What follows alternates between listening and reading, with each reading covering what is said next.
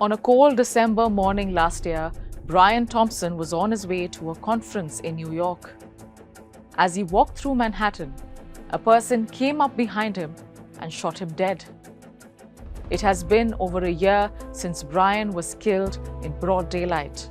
He was the CEO of United Healthcare, and this made his murder a rather high-profile one. But the case has not been about the victim since the beginning. It is about the prime accused at the center of this investigation and a soon-to-begin trial. A name and face that everyone became familiar with very quickly. Luigi Mangione. Everything about this case and the suspect has drawn people in. Right from the crime, the motive, and more so the history of this suspect.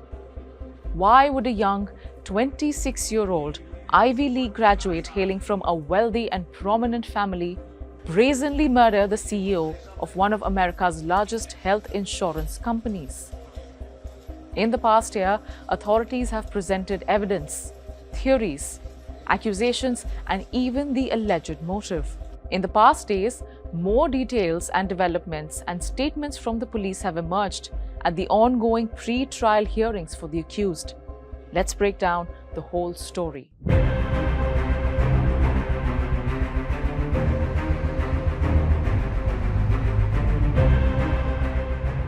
Brian Thompson was shot at around 6:44 a.m. on 4th November 2024. The cold-blooded murder was caught on CCTV footage, visuals which showed a masked person wearing an all-black attire, carrying a grayish-colored backpack, pointing a gun at the victim, Brian Thompson. For the next 5 days that followed, police carried out a manhunt on the basis of grainy images taken out of this footage. New York Police Department released images and notices asking the public to help with any possible leads on this unidentified killer. And then, on 9th December last year, 280 miles away, the manager of a fast food outlet in Altoona, Pennsylvania, called 911. Hesitant at first, the manager told police dispatch that a man sitting alone in the restaurant could be the alleged killer that police was looking out for. I have a customer here that some other customers were suspicious of, that he looked like the CEO shooter. Turns out, the other customers at the fast food joint recognized the accused because of his eyebrows, as a medical mask hid the rest of his face. Beanie pulled down, so the only thing you can see is his eyebrows, because I tried to Google it. Police then came in to arrest the so-called accused, and soon enough, his identity became known. What's your name? Mark. What is it? Mark. Mark? Yes, sir. Mark what? Rosario. Rosario? Someone called, they thought you were suspicious. Oh, I'm sorry. Is your ID on you? Yes, sir. Thanks.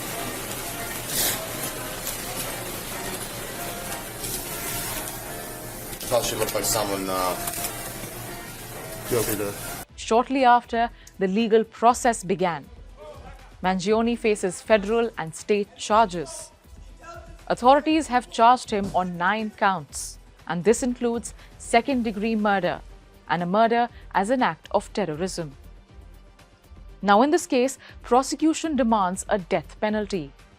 Mangione, on the other hand, has pleaded not guilty to all charges. At the moment, a battle between prosecution and defense is underway over the inclusion of evidence which is extremely critical to this case.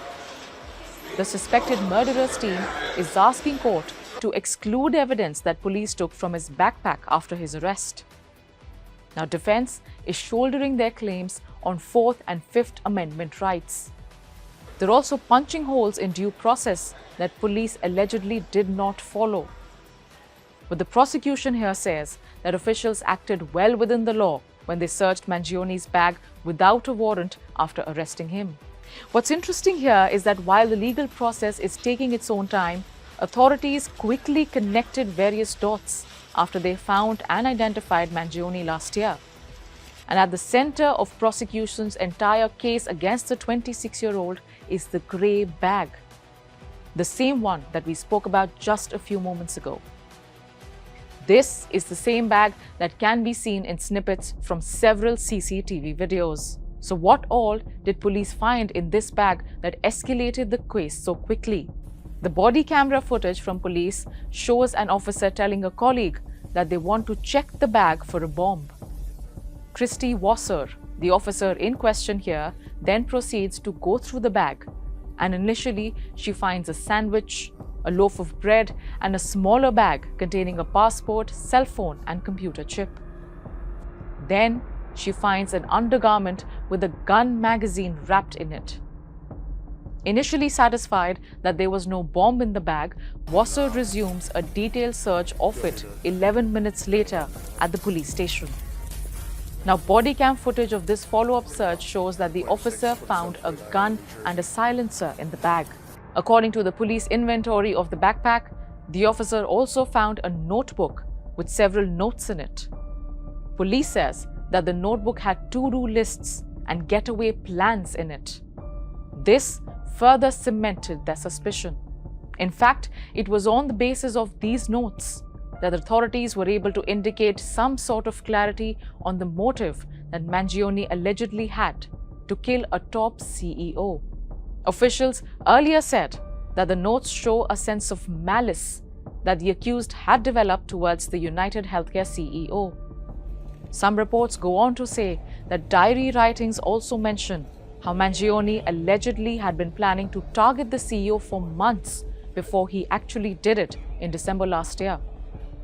Authorities say that the notes in the book also have a reference to the Unabomber, an American domestic terrorist whose real name was Theodore John Kaczynski.